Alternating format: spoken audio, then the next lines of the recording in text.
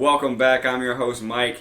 That's Justin. This is the Up and Running podcast. Thank you for joining us. Justin, how are we feeling tonight? What a NFL weekend they delivered again. Talk to us. How are we doing? Oh, gosh. I mean, just football, baby. It was two great games this weekend. Yeah, it sure was. We're the Up and Running podcast because we hope whenever you get up and running, we're right there with you. Thank you for joining us again. Follow us on X at Up and Running Pod. Again, I'm Mike. My handle's there. This is Turkey as always. We're sharing Turkey with the world, ladies and gentlemen. So thank you for joining us. We're going to jump right in. We have a lot of NFL to get to, a lot to unpack from these two games.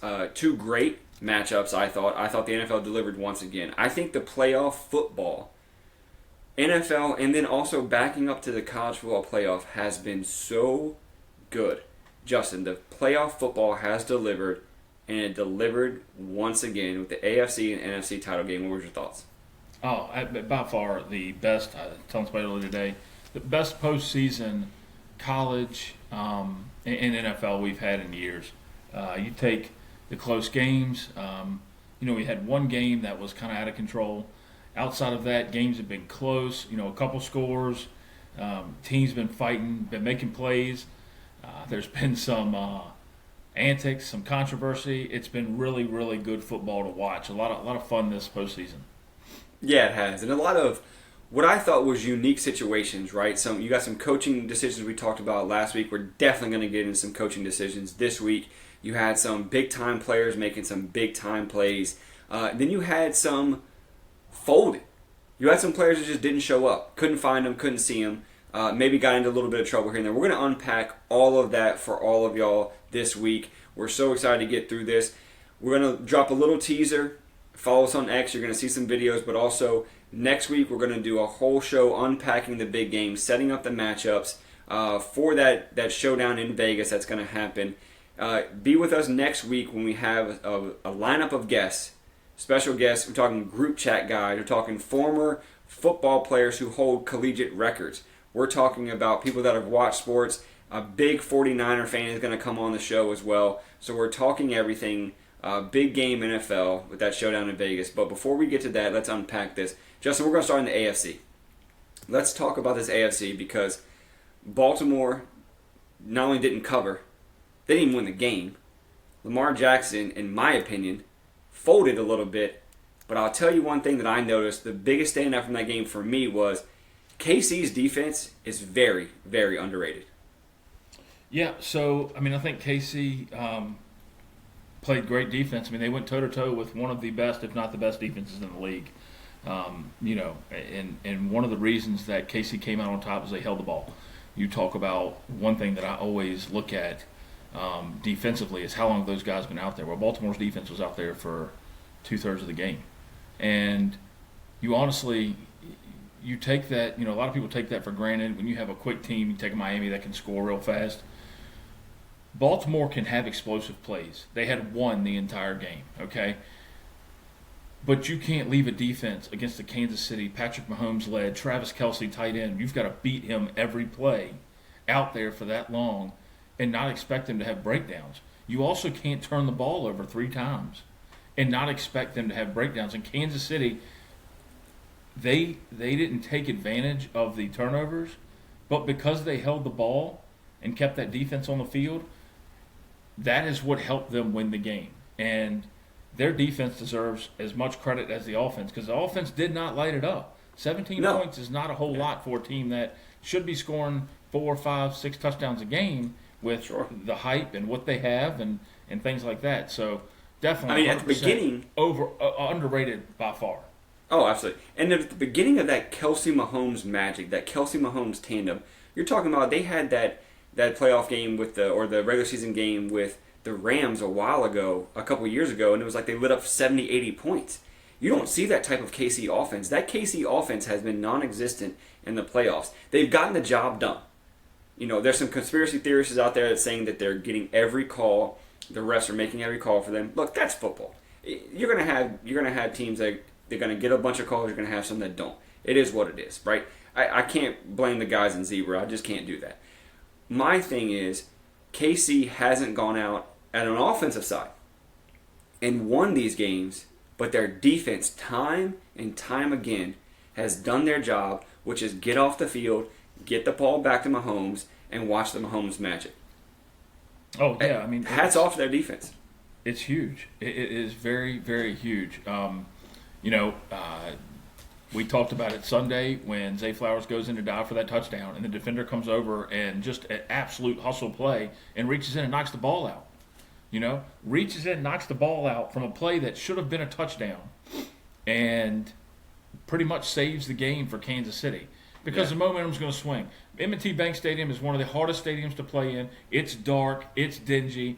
They're in their dark purple uniforms. The crowd's going bananas. It's cold. It's windy.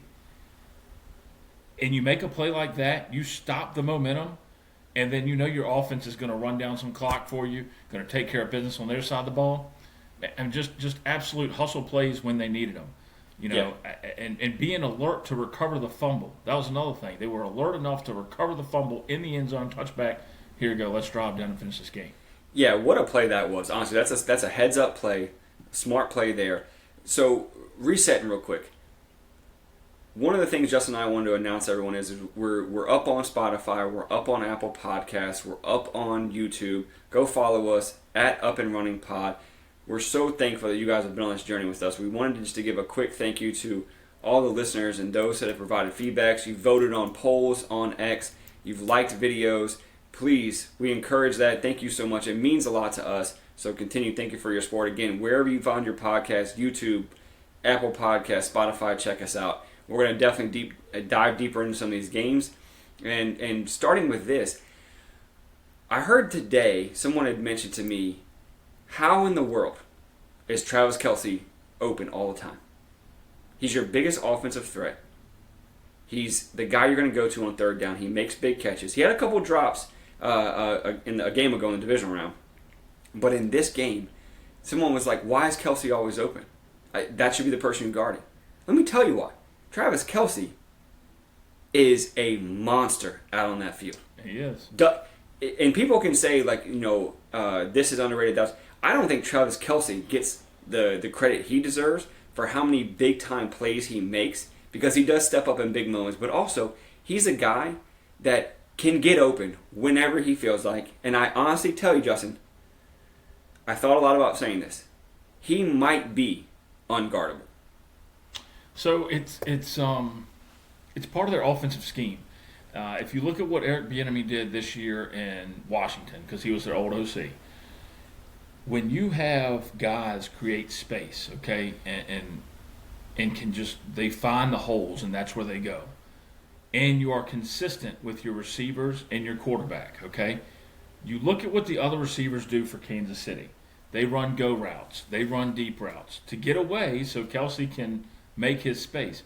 But that's his number one goal, is to create space. You talk about the big plays that he made. Well, the touchdown catch. I mean, just an incredible catch. It wasn't top 10 ever, but it was an incredible catch. And for him, that's normal. Because when he does get guarded, he is getting guarded physically. And I think the biggest thing that San Fran's going to have to do in the Super Bowl is be physical off the bat. You can't give him time. And that's one thing that I like about Kelce is he doesn't take nothing from nobody. He goes after it. And when he does that, he still makes moves. The one thing about him, and you look at Gronk and some of the better tight ends in the league, the greats, okay, the top 5, when they go right, they're athletic enough to get back left quick, which gives them a step or two on linebackers that cover them. Cornerbacks are not covering these guys. They're only receivers. Safety might come up every once in a while, but for the most part, you're getting an outside linebacker on Travis Kelce. Sure. And they're just not as fast as he is. They're definitely not as tall as he is in most cases. And they're physical, but he's physical. And you don't find that often where they're as physical as he is. And again, you get all that together, what a tight end's supposed to be, then you add in that he was taught how to open up and make space and create yards between him and the defender.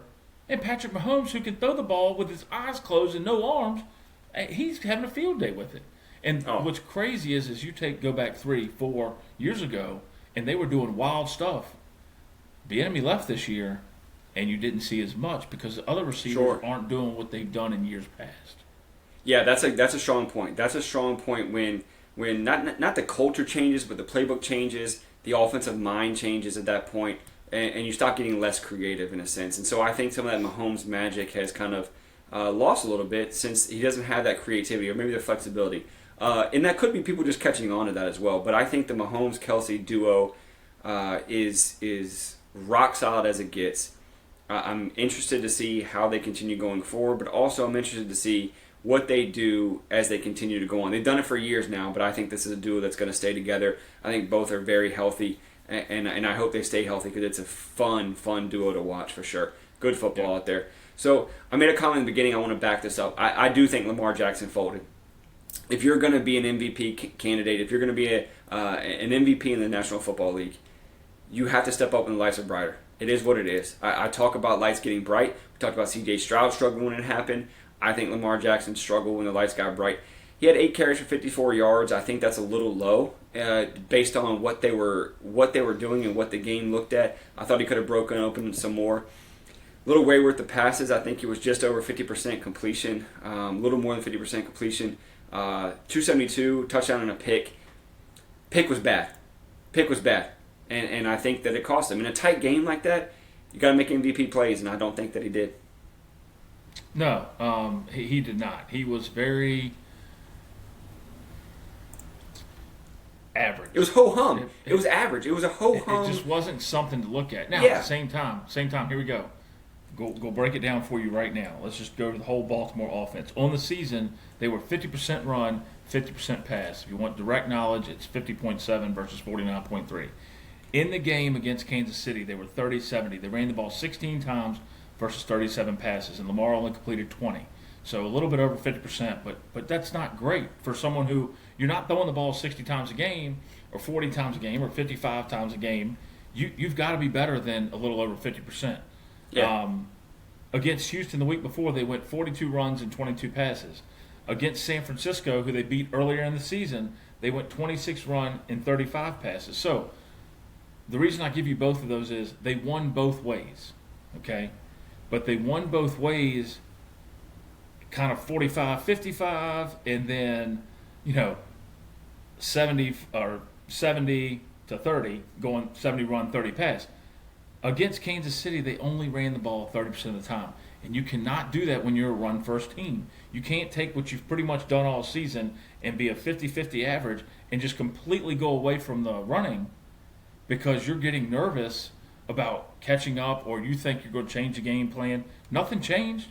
You could still run the ball, but you went away from it, and that doesn't give you enough time to see what the defense is giving you. And I really fault the offensive coordinator for doing that and putting Lamar in a spot where he had to make these plays. And again, go back to the exact same thing we talked about Kelsey. His guys weren't getting open, and he only had one receiver he was really throwing to, and that was Zay Flowers. I mean, he threw for 272 yards, and Zay Flowers had 115 of them. Your next was Nelson Aguilar with 39, and that was almost just one pass. It was one catch for Aguilar. So you're not really divvying it up there. And not that he had 200 yards with Flowers, but he didn't divvy it up enough to really get him off of that. And one of those plays was 54 yards. So it just wasn't the game plan that they've run all season. No, and it wasn't. And I think, again, credit definitely goes to the Chiefs' defense. I think the Chiefs' defense is an underrated aspect of that team. I think they played really well. But I do think Lamar didn't make plays. You've got to be better than that defense if you're an MVP candidate. And if you want to get to the big game, if you want to get to the Super Bowl, you've got to be better than that. You've got to be an MVP-style play. So, Justin, talk to me. You gave us a lot of stats, right? And before the show, we hopped on and you were talking about how deep you are diving in some of these stats, and that you actually went through and did almost a whole season long worth of math.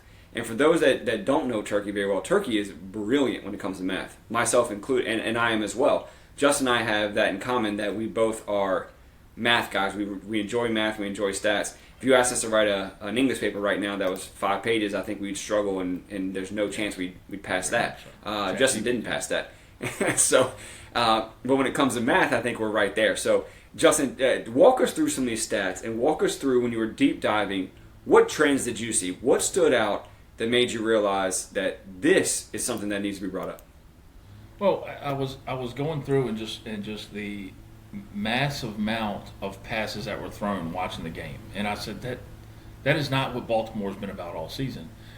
Just the week before, Lamar went 2 for 2, 2 running touchdowns, 2 passing touchdowns, and about the same yards both ways.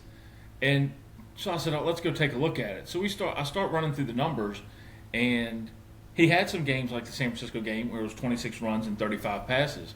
But for the most part, everything was equal. There wasn't a whole lot of disparaging between the two because it was he threw, let's just use simple numbers for everybody out there, 10 times, and he ran 10 times. Now, some of these runs are he got rushed out the pocket and had to take off on his own, but they were, for the most part, positive yard gains. It's when you look at what they've done all season, this wasn't it. This had nothing to do with that. Yeah. I also think he held the ball too long a couple times, and he could have run. He could have made a play on his own, watching him sit in the pocket. It just was, like you said, the lights got brighter, and they forgot who they were. Yeah, I agree. They forgot what had gotten there. I wonder if that's a Taylor Swift effect. I'm joking. It might be. But both teams had 11 drops, okay? So they fumbled the ball. A lot of drops this playoffs. If you go back and look at it, there's been a lot of drops this playoffs, which drives me insane. But again, a lot of drops these playoffs. And that's something that you and I are going to dive into here in a little bit because, again, I talk about do better. Like, Right. Do better. I can do better. You can do better. We can all do better. Do better. You can't afford drops. When the game's that close and it's on the line and you're wide open for the third down and it hits you in the hands and it bounces off your helmet and you just grab – what are we doing here? Those are momentum swingers. Those are drops that really can crush a team, especially in those tight ball games like that. Got to make catches. The teams that makes those catches, makes the hustle plays like you talked about, does those. I don't want to call them little things because I don't believe they're little things. But when you do those, when you do your job and you step up, your team advances, and that's what we've seen. Yeah, it's terrible for Baltimore. I know the fans were excited about it. Yeah. And really, I was excited when the game started. I mean, quick out the gate, we had a punt and then back-to-back touchdowns. And I'm thinking, here we go. Let's go. 42-49. I want to see it. Get the stars come out. And then, bam, the defense just shows up. There's only 3 points scored in the second half. That is crazy that both teams adjusted. And, I mean, you got to give Baltimore's defense credit. They stopped one of the most prolific offenses the last 5 years in the entire second half, and the offense just couldn't get it going. They had a chance to do what they needed to, and really just couldn't. I mean, bad things happened at the wrong time. Whether it's the interception in the end zone, an unnecessary throw, the triple coverage, regardless of the pass interference everybody wants to claim happened. Bad throw, bad mistake. That was Jordan Love last week. Just a bad mistake at the worst time to make it. And then you had the Zay Flowers fumble. Yeah. And all of the negative, all of the bad for Baltimore, even being down 17-7, started with stupid penalties. Zay Flowers catches a 54-yard bomb. He gets up. He doesn't realize he's down 10 points to a team that is, when you agitate them, they're like bees. They're going to come at you harder. You're down 10 points. You taunt. That's 15 yards. Awful. It's fumble the ball. It's mental errors, and you can't afford to have those. They're mental errors. I'm gonna let you finish your thought, but I wanted to add something to your list because I know Ravens fans that have been listening to this show since episode 1 are gonna say every time this guy gets on here and says the Ravens are gonna be in a shootout, the Ravens are gonna be in the highest scoring game. For those that are our longtime listeners, the Ravens are gonna be in the most high scoring game in the entire season against the Texans, and then the Ravens are gonna come out and shoot out with the Chiefs. Every time you talk about the Ravens' offense, look what happens. I think Baltimore. Because when they played Miami, they scored plenty of points. Let's just put 1,000 up. I think Ravens fans everywhere are screaming for you to not talk about their team scoring points next year so they can actually move on. I cannot stand the Baltimore Ravens. Listen, here's the crazy thing. The last time we were in the playoffs with Marino, the Ravens knocked us out. The only good thing about the Ravens is we were 0-15 last game of the season, or 0-14. Maybe it was the second to last game of the season. We did beat Baltimore that season. 1-15, Miami beat Baltimore. It was great. It's the greatest feeling in the world to beat them. But wait, had y'all not been to the playoffs since Marino? No, we've been once. Remember when Tom Brady was out, Miami won the division? Shut it. But go back to the point. So Zay Flowers has the penalty. Then he fumbles, okay? Well, then we get to the defensive side of the ball, and Mahomes throws the ball, and Clowney goes, oh, let me take the quarterback out. And see, it's just like hockey and football the same to me, and even basketball. Except now you can get thrown out of the game for a flagrant too. Well, one of those you can fight freely, but well, that's true, but you still got to take a penalty for that, okay? In the NFL and in basketball, if the guy is going to beat you, I don't want you to hurt him where he can't ever play again. But if you can take him out, it's going to cost you 15 yards or it's going to cost you a foul. Do it. Oh, okay? Disagree. Well, here's my thing. But here's why I say that. But if you're just going to take 15 yards and he's going to get up and smile at you, why even hit him? I mean, you had a chance to rack him up and drive him in the ground. The worst that can happen is 15 yards. I would rather give the Chiefs 15 yards and have whatever loser backup they got come in because he ain't Patrick Mahomes. But you can't you cannot take a 15-yard penalty being stupid and the guy get up and just like, man, that was a good hit, buddy, but I'm going back in. I just cannot stand that. No, because if you can't beat him, 15, do it. If you can't beat him straight up, your next logic is to injure them. Get out of here. If you can't beat him straight up, you can't play. What I'm saying is, if you're going to take a dumb penalty, if you're going to take a dumb, it's like a ticky-tack foul when the guy's going for a free layup. Sure. If you're just going to, but I'm not knocking him in the next week. Oh no! If you're going to take it, take the foul, take the hit, but don't go at him and go face to face and barely hit the guy. I'm sorry. What Clowney did was complete stupid, and if he was going to do it, finish the hit. You laid on him. Yeah, but you can't be on the side of finishing the hit for a penalty because, like you said, taking Mahomes out of the game. If that's your strategy, pay the guy in Happy Gilmore to meet him outside in the parking lot as he gets off the bus and take his knees out.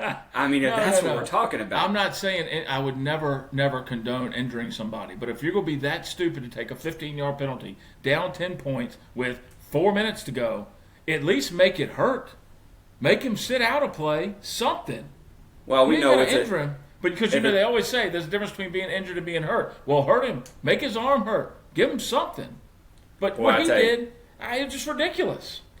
If the Dolphins are in an AFC title game, and you see a off-white colored buggy driving through the stadium parking lot going for Mahomes, Justin's driving, and I can tell you that. Let me be honest there. Oh boy. So, but again, and Kelsey with me. Yo, let me tell you, I hope you do because I can't stand seeing any more of this. I really can't. We're going to take a moment on that for a second before we wrap up that game.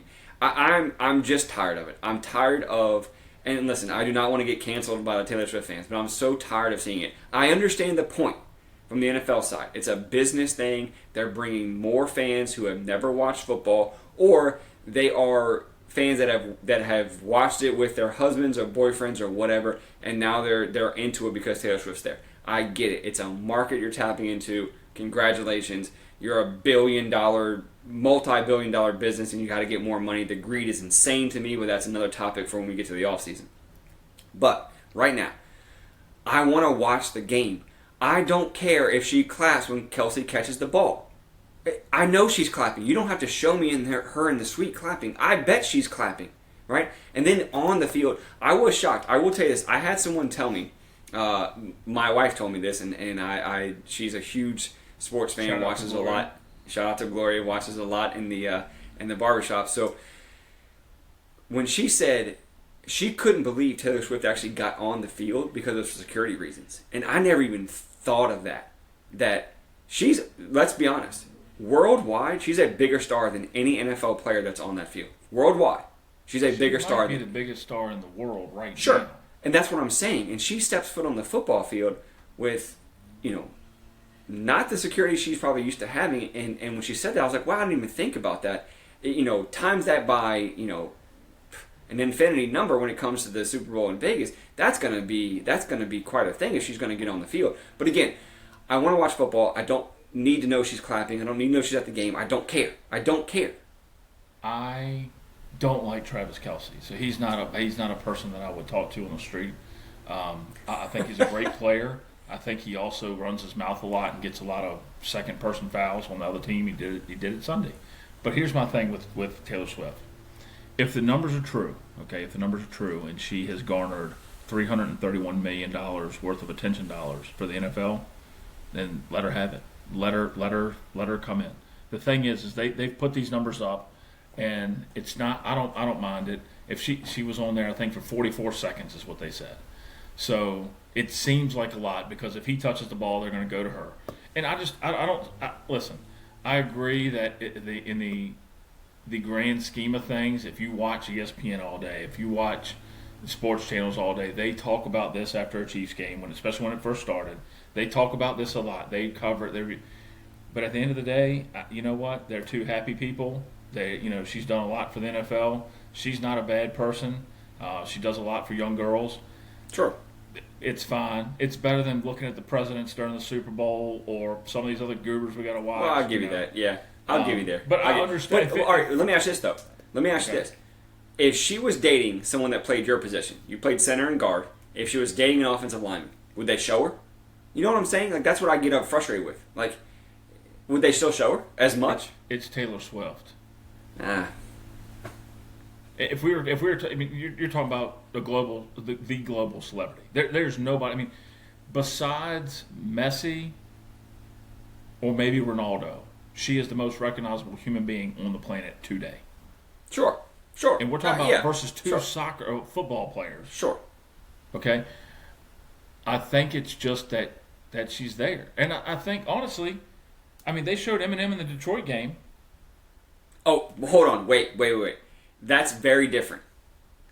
And the reason I think that's very different is you're talking about the Lions franchise who hasn't been there ever. I don't. If there's someone still associated with the team that was there during that last playoff, I'll be shocked. Right. Right.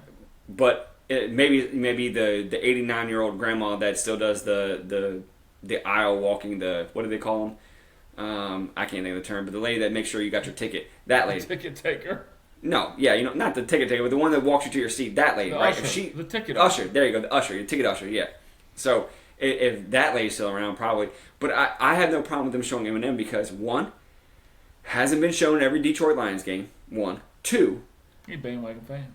Two, he's arguably one of the biggest stars ever come out of Detroit. He still talks about it, still reps it. At the same time, this is a franchise that's never been there. I have no problem showing it. I have no problem. I have no problem showing him. I don't have a problem showing him. I don't have a problem showing her.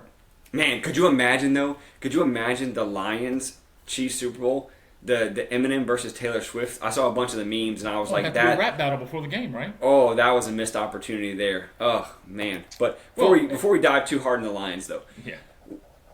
Since I know you're a big Kelsey fan, what did you think of his post game? Grab the mic, let me sing a song and make my statement. I really don't have a problem with him loving his team and doing what he does because I think without him, this team doesn't do that well.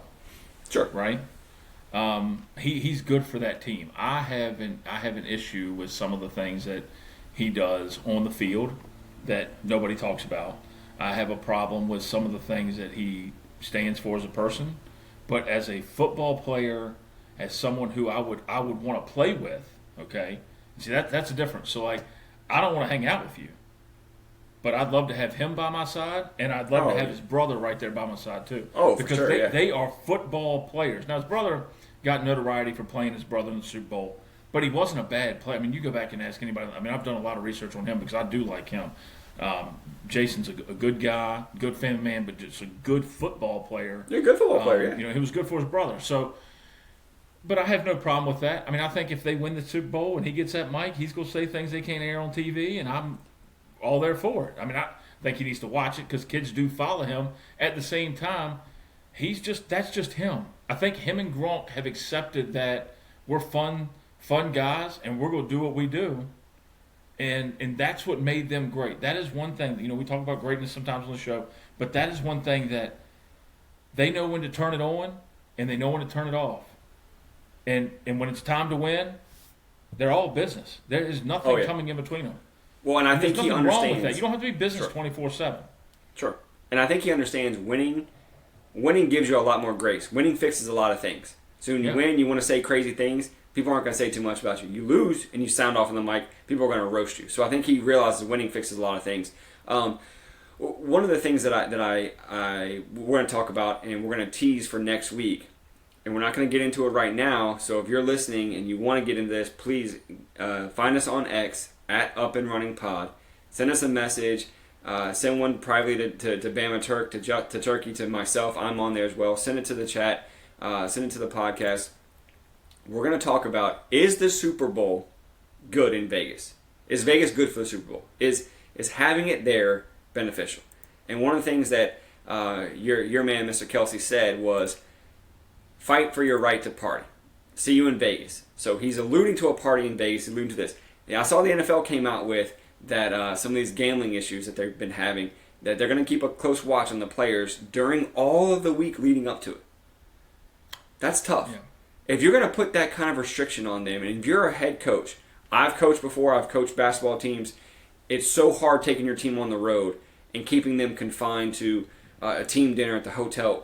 They're going to get out. They're going to go see friends. They're going to go to bars. They're going to go to different things, right? They're going to go to parties. You're in Vegas. You're telling me you're going to try and keep everyone together and not let them go explore, not go to casinos, not go to parties, not go gamble?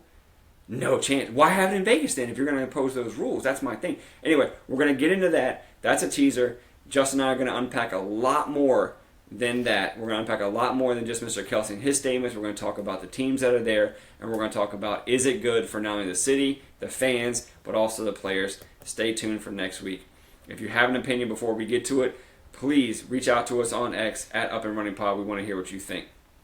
All right, Justin, put a bow on this KC-Baltimore game. We're going to move on to a big one that we're going to talk about. Final thoughts on that KC Ravens. I just think it didn't live up to the hype.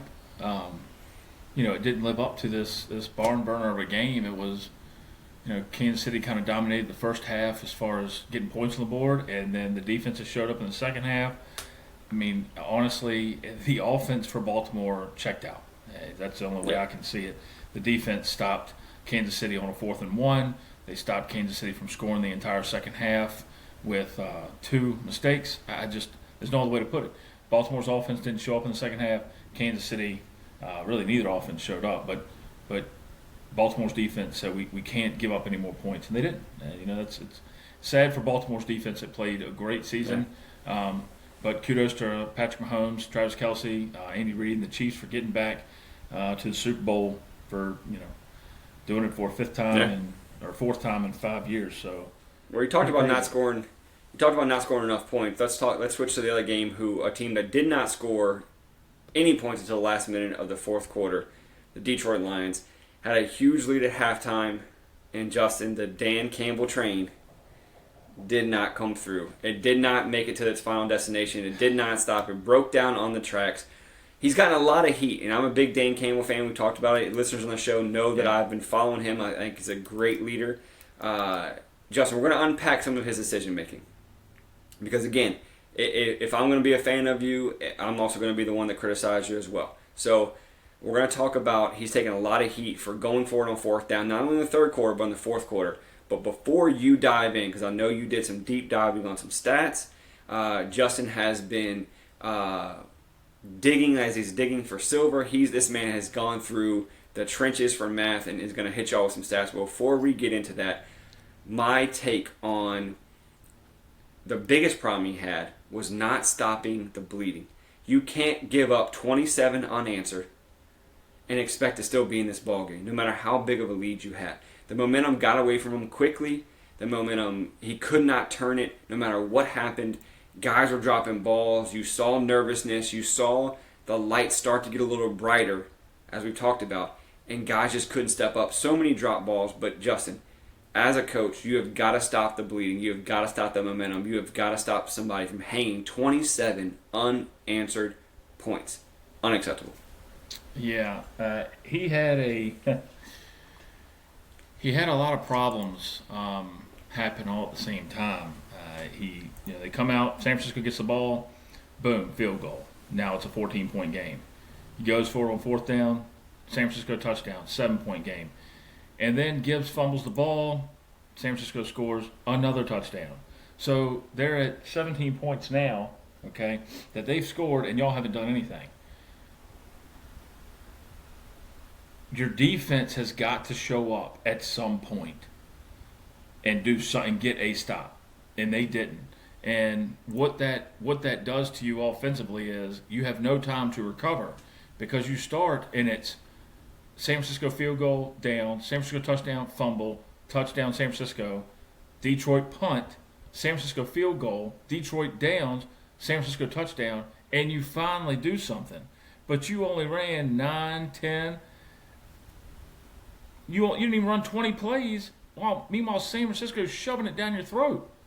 And defensively, you've got to come up with a stop. And the bad thing about it is it wasn't just Christian McCaffrey. Brock Purdy made some outstanding plays and decisions easy. to come back and absolutely dominate your defense. Dominates a strong word for someone who has half, Christian McCaffrey on their team. The first half, okay, the offense didn't show up for San Francisco. But in the second half, they worked all those parts from Purdy, Debo, Kittle. And Kittle only had one look until he made his first catch. And Christian McCaffrey. Don't get me wrong, Christian McCaffrey is the big thing here. We all know that, right? Probably the best player in the league, right? Best player in the league. I was going to say the same thing. Best player in the league, I think. Not running back, in the league. Yeah, best player. Okay? Agreed. Best player in the Scores league. a touchdown every time. I don't know why his going to score a touchdown isn't a minus number right now in the gambling sites, right? I don't understand that. But Purdy had to make some plays because they could shut down McCaffrey, but you can't shut down both of them, okay? Not saying he's an all-world quarterback. He's a little more than a game manager, but he's not elite yet. Your defense has to show up. Your defense has to stop them one time, one stop, and you're good. You can't have a third and whatever and give up a bump pass off the helmet to make it first and goal. You can't do things like that. Yeah, but see, I also look at it like this, from a basketball standpoint, right? Sometimes you just need a bucket. Sometimes you've got to stop the momentum. You just need a bucket, right? You go to the bread and butter plays. You just need a bucket. I think the Lions didn't go and just go get a bucket. They were still trying to win the game in the third quarter. I think you've got to sometimes realize the situation. This is where I will criticize Dan Campbell. I don't criticize him for going on fourth down. I just don't. I know we're going to unpack that. I think, look, you do what's gotten you there. If Detroit is the number one team in the league on going for it in fourth down. They go for it more than any other team. If that is your culture, if that is what you do, stick to who you are, stick to what you know, and stick to what got you there. No need to change it. But I will say, well, I don't say but I will say, you need to stick on offense to doing what your bread and butter plays are. Go get a score, stop the minimum. Instead of trying to win the game in the third quarter, being super aggressive, sometimes you got to stop the bleeding. Sometimes to win the fight, you've got to stop yourself from being injured, right? We're going to talk a lot about that over the off seasons, about leadership and different things. Win the fight, win that.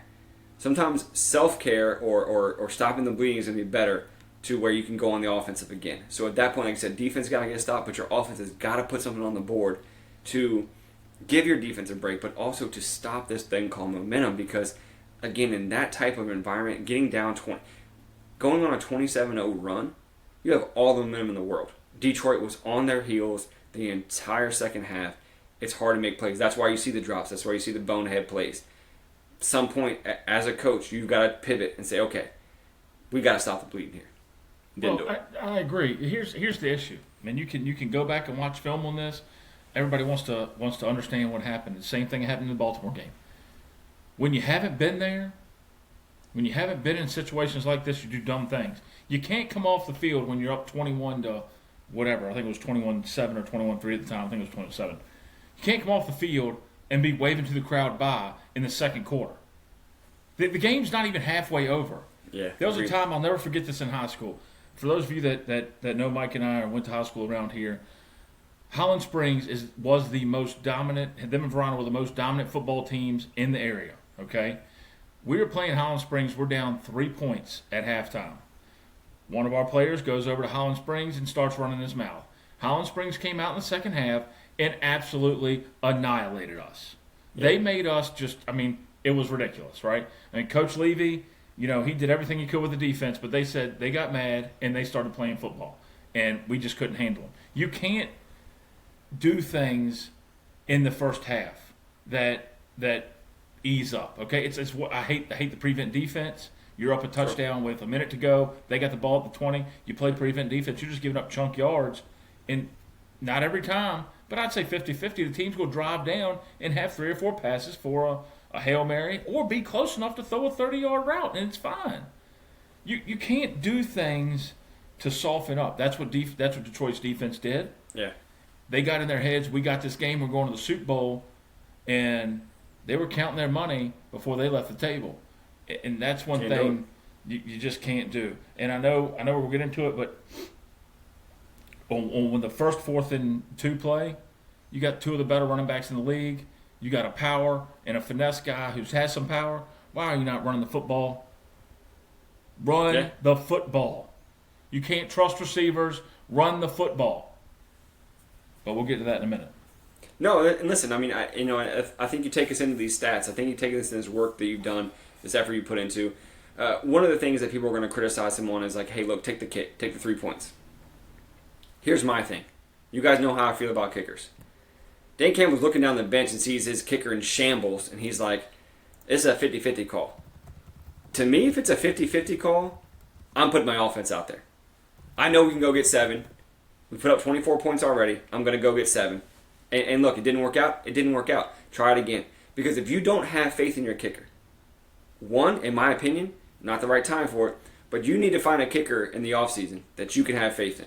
Because if that situation is going to come up again, if you're winning ball games, if you're in the playoffs, you're only going to get one shot at it. You need to have someone you can trust. Number 2, if you don't have confidence in him, I don't have a problem with you going, look, it ain't you today. Maybe he saw something in warm-ups, maybe he's seen him the whole game. I don't know. But for him not to trust him, not to put any kind of belief in him, run the offense out there, I got no problem going through no 4th down. Yeah. So here's the thing. The first one, okay? You're right at 48 yards for a field goal. Okay. Their kicker's 45%. This for kicks over 45 yards. Worst in the NFL. Worst. 45%. You have arguably the best 3-yard offense in the league. You're 75% on plays under 3 yards for on 4th down. You've been 2 for 2 in the postseason against decent competition.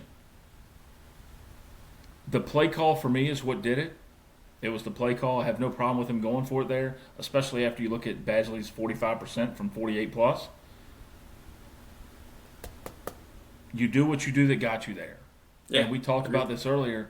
It's the same thing with Baltimore. Baltimore didn't do what got them there. I think he tried. I just think the play call was bad. Not blaming anybody. The offensive coordinator thought, hey, they think we're going to run the ball. The exact same reason I would run the ball, because they have the best. But they think we're going to do it. They had a good plan. The throw was a little wide. He got his hands on it. You have to have that catch. That's the Super Bowl right there. Your 5-7-yard catch, that's the Super Bowl right there. That's the Lombardi Trophy just falling through your hands. Yeah. Right? You have to do that. The second one is even farther. Okay? If you don't trust him at 48, you definitely aren't trusting him at 52, 53. Yeah, agreed. Yeah, 100%.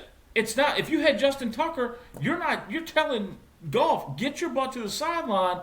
Tucker's going to take care of this for us. We're going to go play in Vegas. And that's why I have such a strong opinion on kickers, is because you have one job. You have one job to be there for your coach to look at you and say, go bang this 45-yarder. I'm not even 50. Look, I get it. There's a lot of things that can happen, right? Even 40. You should be automatic from 35 and 40. Or almost automatic, close to, right? It's the same thing with being a free throw shooter in basketball. If you're in the 90 percentile, you're an amazing free throw shooter, and that's where you should be if you're going to be shooting free throws. And so my thing with kicking, it's the same thing. But you have one job. All you are is a kicker. All you are is a free throw shooter. You don't have to know plays and shoot threes and get rebounds, and you don't do none of that. You're a kicker. If you can't have confidence in them, I think you should find a new one. 1. 2, if you're the kicker that your coach doesn't have a lot of confidence in you, get better. Do better. Be somebody that you want that someone wants to have confidence in. Be somebody that you want to be shoulder to shoulder in the trenches, on the sidelines, in the fight with. Because I can tell you, they looked left and saw him and was like, nah, he ain't the one. He ain't the one. And look what happened. 100%. But and I agree with your point that kickers have one job. The problem is that job is not as easy as you make it seem. And I'm not saying it is. Here's the thing. We very rarely have a Tucker, a Vinatieri, guys like that just absolutely show up and play football or kick the ball through the pipes every time, right? And the Cowboys found this diamond in the rough who I believe the kid didn't miss one the entire season when they picked him up. Finding that's the problem. And then replacing that's even a bigger problem because 9 times out of 10, if there's one that can do it, or let's say it's 8 that can do it, the playoff teams already have them signed. Well, There's just not that many kickers out there available that can do what you expect them to do. No, see. All right, well, that we know of. But you brought up a very good point. Finding them. How much effort do teams put in to special teams, especially kickers? I don't think they put a lot of time into it. They put more time into skill positions, and I understand. But one of the best positions, it's why it's always one of the top 5 draft picks, is the offensive lineman. Left tackle is one of the biggest positions you're going to draft for, you're going to scout for, you're going to look for. I understand that. You got to protect your quarterback. You got to protect your prized possession. I understand the highest paid person on the team. I get that. What I'm also saying is this. You need to put effort into finding a kicker because, for the exact reason the Baltimore Ravens have paid Justin Tucker, when you need him, he's automatic. You can count on him. Right. If you don't have that and you have someone who's the worst kicker in the league and you're a playoff team, good luck. It's like playing roulette. Just showing up and being like, I hope we get there today. What are we talking about here? No, but I don't think teams spend enough time finding good kickers. Well, and that's the thing, and we talk about it a lot, and we will do a little roll tide. I went 47 minutes. Nick Saban had to change the way he thought about kickers back in the day because he couldn't get one to save his life. They could win 12 national championships in a row. Nobody wanted to come kick for him because you weren't going to do it a whole lot. They were scoring touchdowns. So, if you had the over on the roll tide, congratulations. The emphasis on the kicker position in this regard for Dan Campbell might be something he can focus on. It's just not something that he should have to focus on. You should be able to get the ball to the 20. That's a 35-yard kick, okay? And then if he's got to take a 50 or a 50, a 47-yarder every once in a while, you got to go with what you got. But the kicker is not the reason they lost that game. No. Agreed. And I'm not going to put blame on Dan Campbell. Hindsight, if he'd have got them and they won the game, they'd be like, man, great call. That's the thing. Exactly. It's a double-edged sword. Winning fixes everything. Look at it. Exactly. And, the Jahmyr Gibbs fumble, that doesn't happen, they probably don't lose the game because that's a drive, okay? That's a drive that gets started, slows the momentum. But you go out on downs, touchdown. Then it's a fumble. And then another touchdown. That kind of momentum right there, when you're an away team, helps. But when you're the home team, now the stadium is rocking. And don't think that the San Francisco faithful ain't ready for Vegas, okay?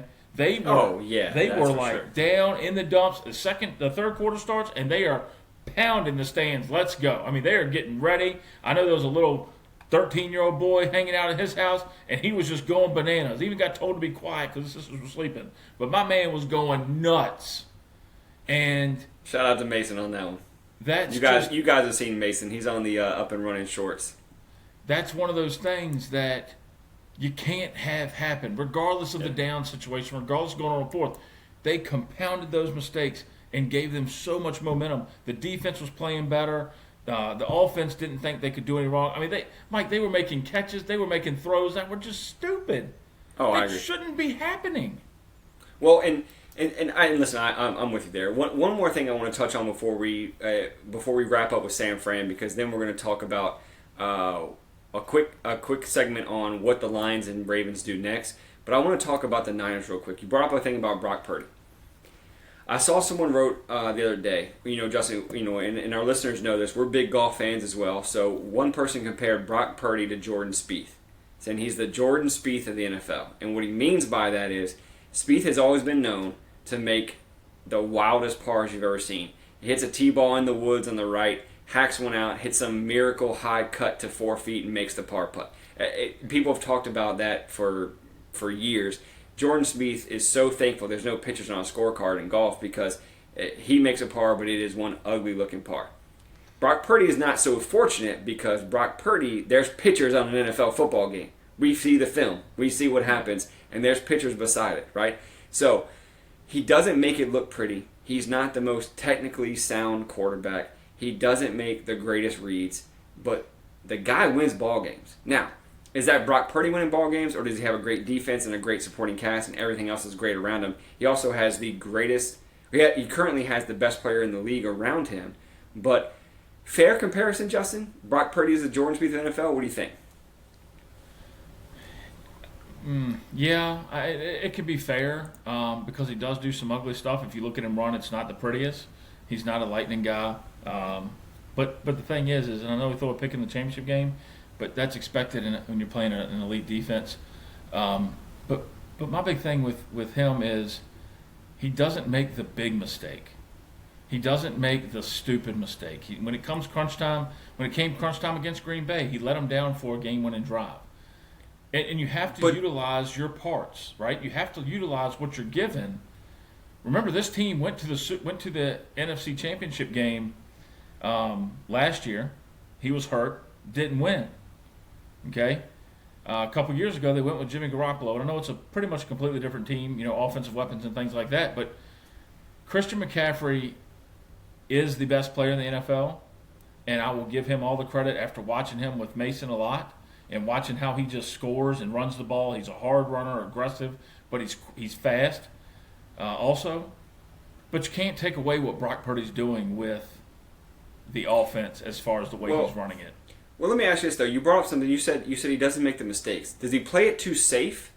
Or is he just the benefit of not ever having to take those risks because he's got such a great staff? Or great complement? I think it's everything comes together. He's got Kyle Shanahan as a coach. That's the biggest thing. Sure. Great offensive mind. Shanahan doesn't let him get in trouble. McCaffrey is. So they talk a lot about receivers being the outlet. Like Tua has Tyreek, Mahomes has Kelsey, right? Well, Purdy has McCaffrey as a running back, but he has Debo, Kittle, and McCaffrey as outlets. Sure. Because one of those three are going to be open generally on a pass play, right? Now it's, are you making the play? And on top of that, he's got two other receivers out there that he can throw to. And they're generally the deep routes. They very rarely run in route sets for Kittle and Debo and McCaffrey. But, Purdy is benefiting from all of this, okay? All of this. But he wasn't the number one pick in the draft who needs to be doing all of this in their first year or their second year. He was the last pick in the draft. He was Tom Brady-esque in that fashion, right? But all of this together, from the head coach to the offensive weapons to the offensive line, he has one of the best offensive linemen on the planet in Trent Williams. Okay? One of the best. Yeah. Sure does. All that together makes him better. Okay? But that shouldn't take away from what he's doing. That shouldn't take away that in his second year, he's still doing the right things. He's not. You look at some of these quarterbacks who are throwing multiple interception games in multiple games. This cat had a bad game against Baltimore, okay? But look at what he's done. His body of work shows that he's a good quarterback, maybe even a great quarterback. I wouldn't give him great. I will say this. This is almost. I think one of the things that he does so well is this. I think he knows himself so well. His humility, his situational awareness, and his ability to know that I don't need to do all this. I got a bunch of guys around me. I don't need to be the star. I need to win ball games. And so his awareness and self-awareness and self-reflection when it comes to that is, I don't need to be the best on the field. I have the best on the field. Let me use the weapons around me. Let me not try to do it myself. So his unselfishness in that regard, I think, is his best quality. It makes him a very good quarterback. I don't think he's great because he doesn't have the technical skills. He doesn't have to do it all himself. He does have a huge complement around him. He has probably the greatest offensive mind in football right now in Kyle Shanahan. But I think he also has, but I do say I think he does have a great self-awareness that he realizes he doesn't have to do it all. And you can win Super Bowls with a quarterback like that. It's been done before. We've seen great defenses and great teams win with an average quarterback. So I thought the Jordan Spieth comparison was pretty good. So last thing on that, I agree that McCaffrey is the best player in the NFL. Debo went out last week, and the offense looked completely different. Well, it should. Well, I know that, but what I'm saying is Some if shocking news there. No, I know that, but what I'm saying is when Tyreek Hill went out for the Dolphins, okay, the offense didn't exist. They still scored enough points to beat Green Bay, but Tyreek Hill is your best offensive player. So I understand that. So, but Debo's not there. He's not their best offensive player, right? Correct. I guess my thing is where McCaffrey is the best, Debo's not that far behind because Debo wasn't not the best player when he almost left San Francisco. He was the best player on the offensive player on that team.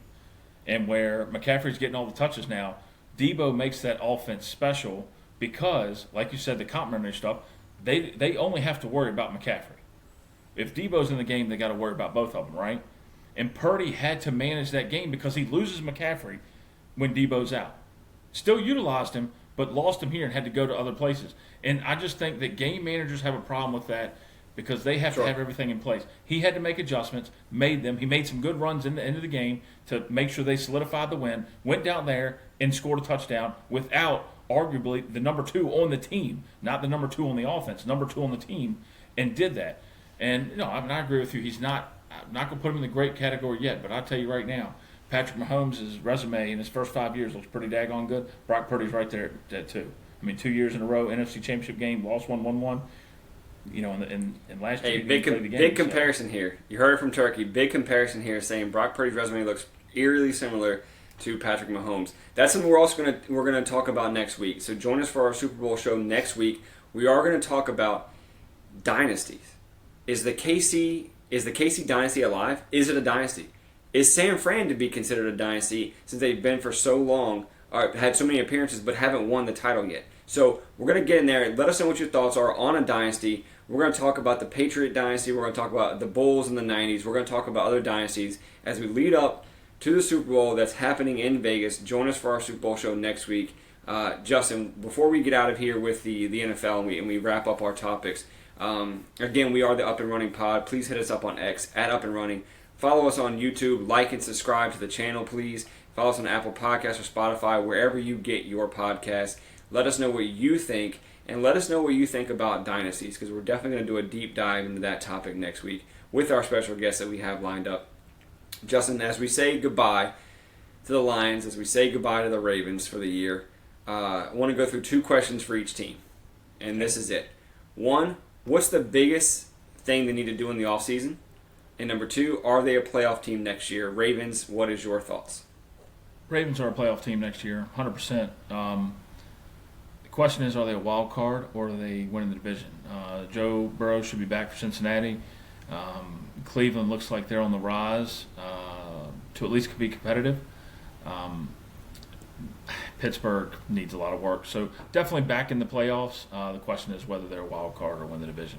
As far as what they need to do to get better, and defensively, I wouldn't touch a thing. Wouldn't touch a thing defensively. Offensively, you have to decide if Lamar Jackson's going to be it for you. He finally got to a game. They finally had a home playoff AFC Championship game and just didn't show up. It could have been nerves. It could have been a lot of things. Could have been the offensive coordinator just not following a game plan that they've done all season. As far as improvement goes, I really don't know because you have all the pieces there. The question really starts at quarterback. Do you think he can get you to the Super Bowl? Or do you think you need something else? Yeah, I think he can. So for me, I think the Ravens are a playoff team. I think they do win the division. I think that division is weaker outside of Cincinnati. I think that division is weak. Cincinnati's good. Joe Burrow's a gamer. But I think Lamar Jackson is a quarterback you can win with. I think they are a playoff team. They win the division. I think their biggest addition has got to be on the offensive line. Get him more protection. Get him more help.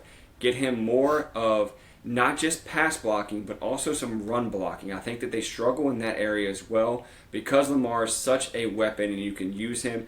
Find some more versatile linemen is what I think would be a huge addition for the Ravens. So, agreed. Switches to the Lions.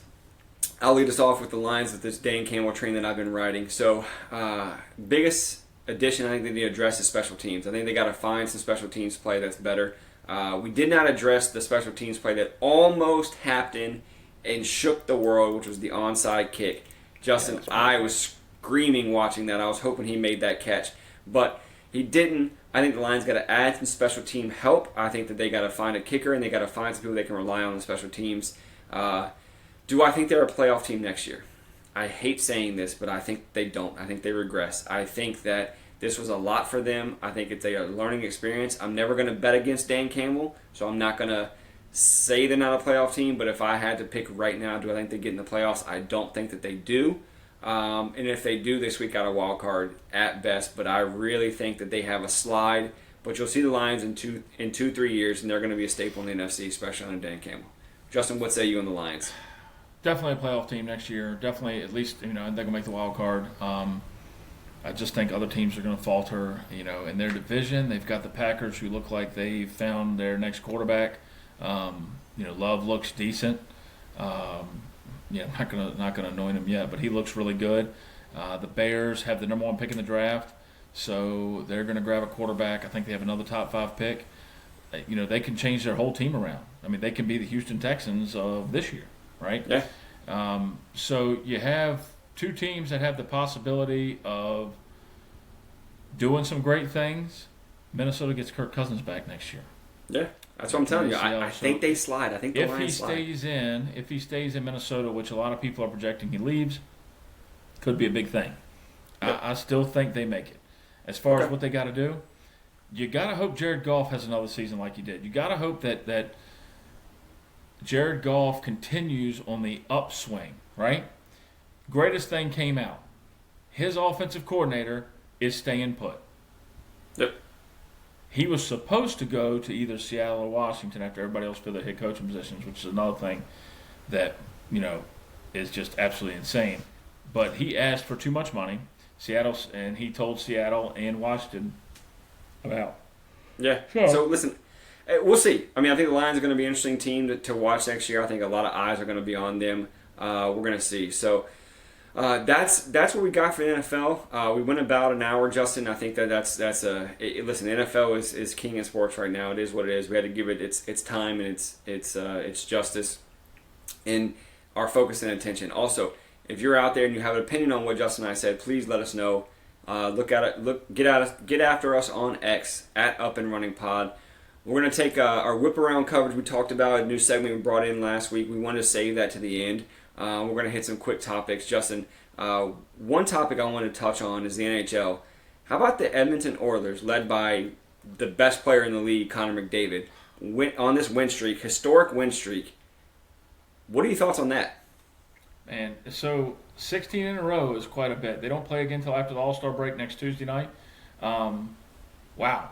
I mean, and they're scoring goals too. It's they have a couple 1-goal games in there, but they are scoring. And the crazy thing is 16 in a row is a lot. I think they come back on the third. third. Still down. Yeah. They're still down 12 points. 12 points in first place in their division. So, that's 6 wins right there. 16 in a row, and you're still back 6 wins. So they started off the season really slow. We're getting right here at the All-Star break this weekend. They come back next Tuesday and see if they can keep it going. They play the Kings next weekend, I believe. It's either the Kings or Vegas. But absolutely astounding. I mean, I wish Colorado would go on a 16-game win streak. I know the people in D.C. wish the Capitals would because they suck. They're pretty bad.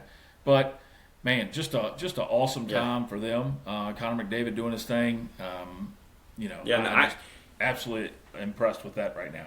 So how about a shout-out to your former Colorado Avalanche, Patrick Waugh, getting a head coaching job for the New York Islanders. I saw that they made a move mid-season. I think the Islanders have lost so many games in the third period or overtime. They've been struggling. Frankie Borelli of Barstool Sports is a huge Islander fan, and so I know he puts out a lot of things about Islander hockey, and they've struggled in late game situations, and I think they make a coaching move. Patrick Waugh from your Colorado Avalanche is now on the bench. I thought that was a huge hire for them. I'm excited to see what he can do. Well, right now he's not doing well. They've got 3 losses in a row. But that's expected. I mean, you can't take over a team mid-season and change everything. Goodness, Mike, in the NBA, the Milwaukee Bucks fire their coach, bring in another coach immediately, and they're in second place in the East. Yeah. But I think it's a good move. He hasn't done bad as a head coach. I really wish he would come to Colorado. I'm happy with who we have now, but I love the guy. He's great. He played awesome in the net, and now he's going to turn it around. Give him time. Yeah. That's the thing, is they've got to give him time in New York. You can't expect it to happen overnight. But it is pretty wild that he is there mid-season with a team that needs a lot of help.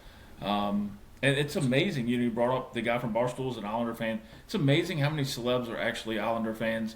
Another one I listen to from time to time is Boomer Esiason. He does a Sportsman on a radio show I listen to, and he was talking about it the other day. I mean, this is bigger news than people give it credit for, which is a sign that the NHL is coming back. Right? It's on ESPN. Every game is on ESPN now, and if you love a hard-hitting game, they're scoring more goals than ever. The over-under is 6.5 every game for almost every game. If there's a team you really want to watch, though, just a quick thing. If you really love hockey and want to watch a good hard-fighting game, goal-scoring, brawling going on, the Florida Panthers are absolutely going crazy. The Bash Brothers must be down there playing. It's pretty good hockey if you want to watch something. And they got an incredible goaltender, too. Yeah, they got an incredible goaltender down there as well. So, hey, listen, we touched on Patrick Waugh not getting enough of airtime. It's not a big enough story, but that's why we're bringing it up here on the Up and Running podcast. We're going to be that podcast for you going forward. If you're in the market for a new podcast, if you're listening to us for the first time, one, we appreciate you staying on throughout the NFL talk, but we also are going to touch on a wide range of sports. We're going to give you those deep dive topics. We're going to do those hashtag do betters. Justin's going to come with turkey stats, and he's going to come up with those kind of things for you to enhance your group chats. We all know you're probably in a group chat. We're in several group chats. When you have those arguments, we're going to provide those topics. We're going to put some out on X. We're going to put some out on the podcast so that you can be prepared to battle those guys or girls in your group chat and win those arguments just by listening to the Up and Running pod. So, Justin, from one coaching change to another, the team that ended Alabama's season just got a new head coach. Their head coach is off to warmer, sunnier weather. I wonder if he dyes his hair blonde with the beach out there. He's going to the Chargers. And what is your thoughts on this team that really and truly you could say, I mean, they were the end of Saban's career, right? I'm going to lay this on as thick as humanly possible. They were the end of Alabama for the season. Saban loses to them, and now Harbaugh's off to warmer weather, and Michigan promotes in place. Justin, what's your thoughts on the coaching change? Well, I mean, honestly, I'll tell you right now, I think the coaching change at Michigan is absolutely the best move to make. Yeah, I like promoting in place. Thought it was smart. Sherrone Moore is by far the best replacement there right now because of what he did last season. He went 3-0 at the end of the season. When you had to beat Ohio State, he beat Ohio State. Now, man, or anyone can beat Ohio State from Michigan. It was game day. Yeah, I mean, it's not like Atlee High School couldn't go beat him right now, but the biggest thing for me about doing that is whether Harbaugh was at practice or not, it still comes to game day. You still have to control what goes on for the 8 hours you're at the field, during the game, and after the game. And he did everything he needed to beat Ohio State. He did it in the beginning of the season when Harbaugh was suspended. There's no chance Michigan didn't come up with money to keep Harbaugh there. No chance they didn't have the funds. I mean, you think sanctions are coming? Oh, 100%. Something is going to happen, whether it's a playoff, you're not allowed to play in the playoff the next 3 seasons, something. Because you can't do all that wrong. The Big Ten doesn't say, let's suspend him, your second biggest program in the league. You're not suspending them because we have some evidence. You had them, the coffin was sealed, put them in it, 3 games, you're out. They knew if they suspend him for the play, they don't win that game with Moore at head coach against Alabama. Okay, Harbaugh had to make some tough decisions in that. But something was coming. He knew it. Michigan had plenty of money. Them fools at Texas A&M raised $70 million to fire their coach mid-season. So I know Michigan had the money. The Texas winningest A&M's program got in so college much money football. out here, it's unreal. Texas A&M's got an unlimited supply, I feel like. You go to San Diego, okay, or L.A., the Chargers, all right, you've got the quarterback in place. You've got a team that's had a healthy run, okay? Now, don't get me wrong, they have stunk it up. But that's coaching. They've got the players. And Herbert's going to be a good quarterback. Yeah, and we're going to unpack a lot of that. We're going to unpack a lot of the Chargers in the offseason when we get past the Super Bowl and we get into that kind of, some people call it one of the driest months in sports where you kind of have that lull between the Super Bowl and March Madness. But I don't feel that way. I know some people feel that way. But again, we're going to unpack a lot of the NFL offseason. But congratulations to Coach Moore on the promotion. Congratulations to the Michigan man in there getting their guy. I thought the promotion in place was great. Coach Moore, if you're listening and you want to come on the show, we'll definitely have you. And you can talk about how y'all beat Alabama. That'd be incredible. So but really, we'll talk about how you can beat Ohio State. Ain't no worry about y'all beating Alabama. Gotta get him riled up. All right, so as we conclude, we're gonna touch on the golf world as we always do. Justin, a couple big things happened in the golf world. I think Tyrrell Hatton moved to LIV for $50 million, which is a low number compared to what we've been seeing. I know you don't have too many thoughts on it, but again, you look at a Jon Rahm who gets somewhere upwards of $300 million and more. We've seen other players get a lot, in the hundreds of millions of dollars. And Hatton goes kind of the last minute for $50 million. I think that was a low number to kind of go out. He's a Ryder Cup guy. He's a personality for sure. But again, I think $50 million is a little low. I agree with you.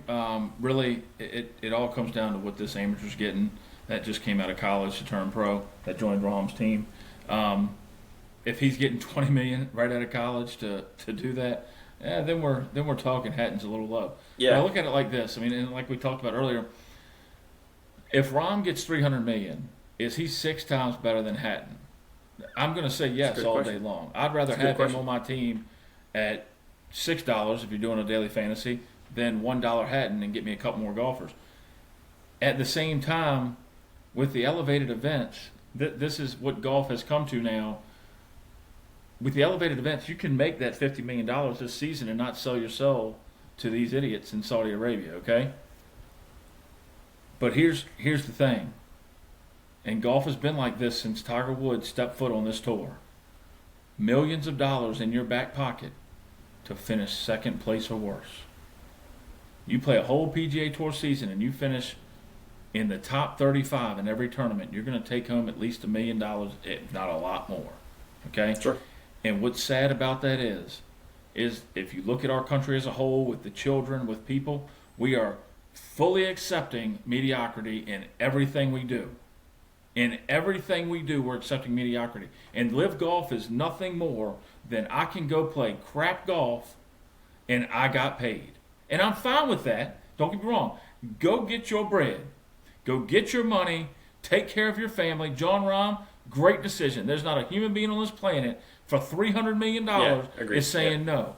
But let's not sit here and say, I'm going to play competitive golf. Again, I've said this from day one. You can go do what you want to do. Sell your soul. But please don't act like you're going to play good golf. It's the same thing when these guys come in and they finish in second or third or fourth. Well, I had a good week, but you didn't win.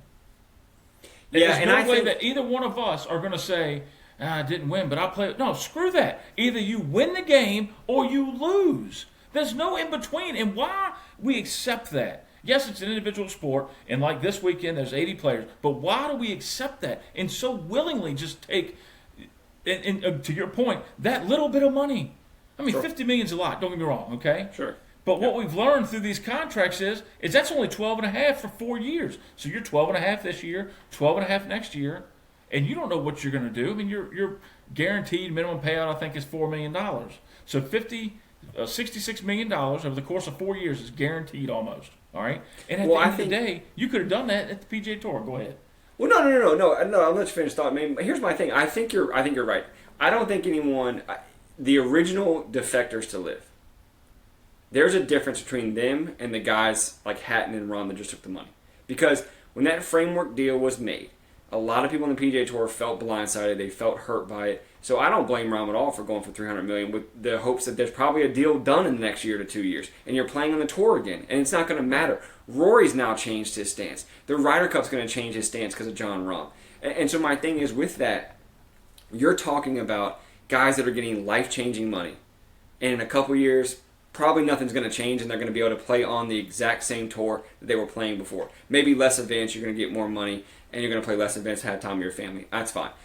The guys that talk about it being a team sport, trying to grow the game, I believe that with a little bit of a grain of salt. Let me be honest with you, because I think that there's a portion of me that believes growing the game is great in the way they're doing it with the team aspect. I love watching team golf. I'm a big fan of it, but not a lot of people are.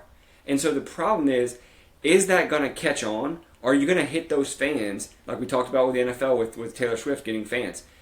Is team golf going to eventually catch on, and they're going to try to make it to where more people want to watch it? I just don't know if that model is sustainable. I like watching team golf. I'll be honest with you. I will watch Live more because Rahm's on there, but I don't think I'm going to watch a lot of it. I just don't think I'm going to. I would much rather watch a Live versus PGA, which if that ever comes to fruition, it's the number one televised event probably in all of golf. If you talk about that, I also think a lot of people, non-golf fans would watch that as well. But I don't have a problem with them going to get their money. I don't have a problem with them defecting and going over there. I do agree. Let's stop arguing this is great golf. Let's stop arguing that it's the best players in the world. It's not. They do have a stable of great players. Can't take that away from them. They do. Oh, yeah. But I'm of the mindset of let's bring this together. Golf is too fragile to be fractured. Bring the players back together, work some deal out, and let's go play. Even if it's the big events they play together, that's fine. I have no problem with that. So, and the other thing is too. Go ahead. No, go. To your point there with team golf, this isn't team golf though, Mike. These guys are playing individual with other people. Well, they're trying to market it as team golf, I guess. But it's scores. You're playing. You got 3 groups out there on a Sunday afternoon or a Saturday morning, and you're out there playing golf, and you're going, we will take the top 3 scores on the front 9 and the top 4 scores on the back 9. Okay? Or the top 2 and the top 3, however you want to dice it up. Yeah. It's not team golf. What I agree with you on is a PGA versus Live Ryder Cup style, which, by the way, if you take both sides, you've got a great tournament. PGA is going to dominate, but you've got a great tournament. The bottom half of Live does not equate to wins. Okay. You talk about the Sergios of the world who look. I don't even know. Watch it to see him. Let me tell you, Liv's got a squad. Don't underestimate him. Liv's got a squad. I wish I had a screenshot of that and pulled it up. In a team matchup, we're going to get into that. We're going to definitely get into that more in the golf season. Starts ramping up. But part of ramping up is this: they're on their second signature event. We're talking about the AT&T Pebble Beach Pro-Am. That is this week. If you listened to our show in the past, you heard us talk about Nick Dunlap. Nick Dunlap is that amateur that won the American Express, won the American Express as an amateur. Hadn't been done since 91 in Phil Mickelson. So Nick Dunlap goes out, wins the amateur. We talked about would he turn pro, should he, what happened? Well, he did. Nick Dunlap did turn pro, Justin. He did not play in the Farmers, but now he is here playing in the AT&T Pebble Beach Pro-Am as a professional. And Justin, you were sharing something with me before we started the show, something that I didn't even realize for the AT&T Pebble Beach. One of the biggest stars of the Pro-Am is not going to be back this year, and he's not a pro golfer. Justin, hit me some of the names that are not going to be back that have been staples of this event. So Bill Murray and Ray Romano, because they aren't good at golf, simply. They're not pros. They're amateurs. But only single-digit amateurs are allowed to play this year. Now, and part of that is they are going down to a signature event, which means you only have 80 no-cut pros play. So you have 80 no-cut pros, which means you're down to 80 amateurs, celebs, business folks that can come in that all have to be single-digit handicaps. So Alex Smith will still be there. A couple other football players will be there. Tom Brady's going to be in attendance. But the other thing is, and let's understand that money isn't an object to a lot of these folks, so this isn't a big deal. But because you cut the field back from 156 of professional golfers, which means you double them up. That's 312 golfers. Now you only have 160. You got to make some money. So instead of being $38,000 for the amateurs to come in, it's now all the way up to $70,000, so they can bring in some more money just to play at Pebble Beach. And you only get to play Pebble once. Beach, and you only get to play Pebble Beach once and Spyglass once. They will not be playing on the weekend this year. It takes away a little bit. For me, I think it takes away a little bit of the fun. At the same time, it's the field is the best field ever assembled in the history of this tournament. A lot of guys are playing it for the first time, and a lot of pros will come back and play because in the past the celebrities kind of got in the way. You're playing a 6-hour round guaranteed, if not longer, and that's a lot, And you take that and having to mingle and stuff like that in time. It's a lot to deal with. Especially when you're playing for this much money. Now that it's a signature event, the money has dramatically increased. But who doesn't want to play with Bill Murray? All of us have seen Caddyshack. It's a historic film, one of the greatest golf films ever made. Who doesn't want to play with Bill Murray, right? Bill Murray's out there for the fun of the game. We've seen the no-look putt that he made. Bill Murray, is an icon. And so I'm sad to see him not there. But I know you talked about some football players. Larry Fitzgerald's going to be there as well. He's a big-time golfer. And so you're going to have some really good amateurs out there that are going to not get in the way of the pros, quote-unquote, in a sense. But again, the pros are playing for a lot of money. This is signature events, and they carry more weight. And again, 80 people, no cut, which means all of the pros will get a paycheck. No one will get sent home. You will make the cut. You will play all 4 rounds. You are guaranteed all 4 rounds as long as you don't withdraw or disqualify. So you will get a chance to play all 4. And again, they're only using 2 courses this time. Those that are big fans of this tournament know they've used 3 in the past. You played one Thursday, Friday, Saturday, and then Sunday they all played the same course. So we've seen that. But again, now you're only playing 2 different courses. So, Justin, Nick Dunlap's in the field. First time as a pro. Thoughts on where he finishes? Well, he couldn't have drawn a worse playing partner in Xander Schauffele. You talk about just terrible to have this guy mentor Dunlap in his first PGA start as a pro. Honestly, I think it's better to have it at the Pro-Am. You're getting an amateur with you. You're getting, and you're getting better guys. This year especially, you're getting guys that are single-digit handicaps that aren't going to be, plus 17s, which is what Murray was last year. So I think it's good for, or minus 17s. I think it's good for Dunlap this tournament. Okay.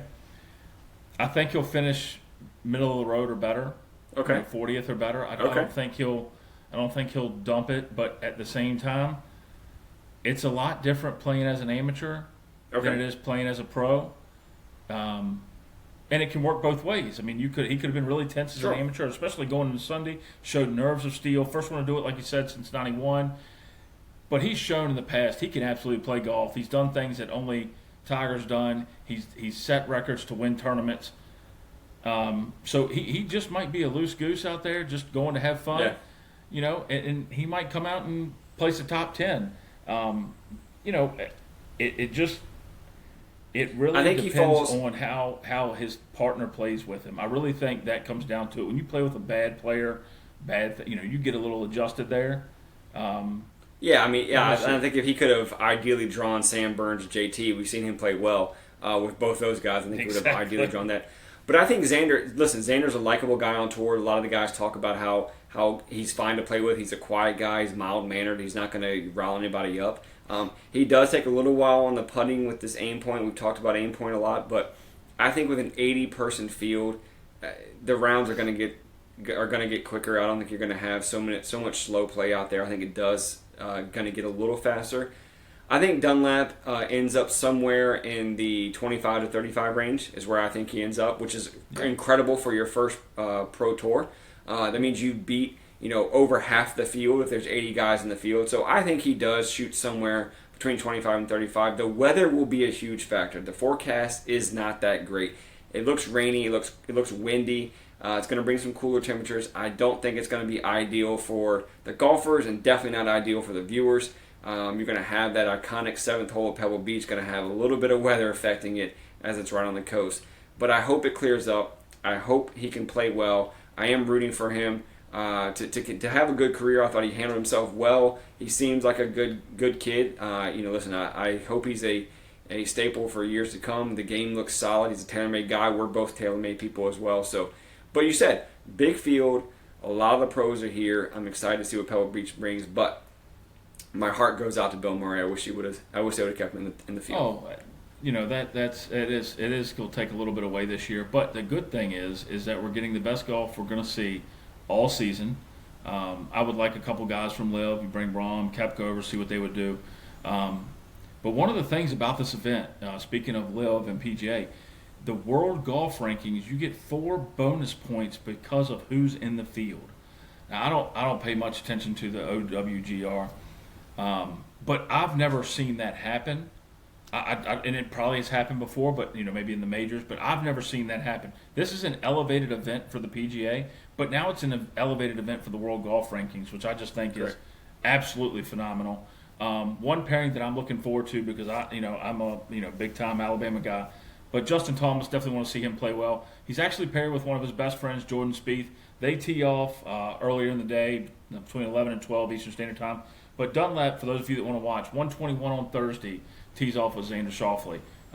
Definitely excited to watch this tournament. Excited for the tournament because of who's playing in it. The amount of stars that we have. Same. It's going to be fun to watch. And let's hope for some really good scores and a good duel on Sunday. Yeah, looking forward to a good Sunday back nine finish. Dunlap is also going to have his Roll Tide, or another former Roll Tide player. His caddy that caddied for him in the American Express, Hamrick, is going to be on the bag as well. So he's keeping the same caddy. I think that's a smart move. Be with the guy that, look, if it ain't broke, don't fix it. You won one event, you're 1 for 1. Let's see if you can roll 2 for 2. Why not? That's right. But I'm rooting for a good Sunday finish too. Justin, what else we got on the sheet? I think that wraps us up. We've kept these listeners here for a while. Thank you for staying with us. Justin, what else we got on there? Yeah, that's pretty much it. Just a couple things to go over. Mike has been talking about the Super Bowl show. So next week we're still going to have another show Thursday. We're going to cover whatever happens this weekend in the Pebble Beach, kind of go over some other things. But then Saturday afternoon, Sunday morning, okay, between that time frame, we're going to have the Super Bowl show posted. There will be some guests on, some different opinions, some different takes. We'll have some stuff that they're not going to tell you all week long for the next 2 weeks, okay? We're going to give you some good information, some fun information, how things are going, and definitely, hopefully we have at least one special guest that's going to blow your mind, but we'll see.